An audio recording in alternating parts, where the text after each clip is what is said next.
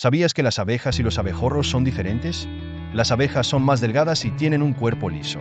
Los abejorros son más grandes y peludos, muy adorables. Ambos son polinizadores, pero tienen diferentes estilos. Las abejas producen miel, mientras que los abejorros no. Las abejas viven en colmenas organizadas y sociales. Los abejorros prefieren anidar en el suelo, más solitarios. Ambos son esenciales para el ecosistema. Cuidémoslos. ¿Sabías que los abejorros pueden volar en climas fríos? Las abejas tienen un zumbido más agudo que los abejorros. Ambos son fascinantes. Aprendamos a protegerlos. Así que, la próxima vez que veas uno, sabrás la diferencia.